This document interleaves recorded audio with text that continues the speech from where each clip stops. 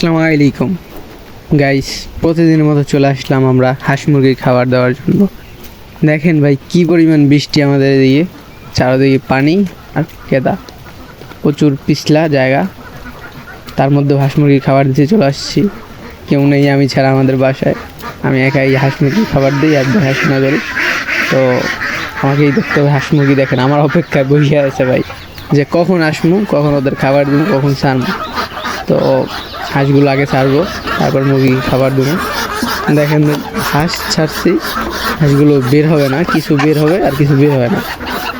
তো মুরগি যখন ছাড়ি তখন কি হয় ভাই দেখুন, দেখে আপনারা কমেন্টে জানান যে কী হয় এর মধ্যে। তো মুরগির খাবারটা দিচ্ছি, যেটা মিক্সড করা খাবার। এটা আমরা সাধারণত এখন খাওয়াইতেছি লেয়ার লেয়ার, কিছুদিন পরে এর রুলস আবার চেঞ্জ করবো। দেখেন ভাই কত পরিমাণ ওরা জ্বালাচ্ছে আমাকে খাবারের জন্য, যা ধারণার বাইরে বলার, কী বলবো। এর মাঝে মুরগিটা নিচে পড়ে যায় খাবারের এসে, এই দেখেন পড়ে গেছে, চলে গেছে। কারণ এরা কোথাও যাবে না ভাই, কারণ এরা ফার্ম ছিল, অত একটা বুঝে না।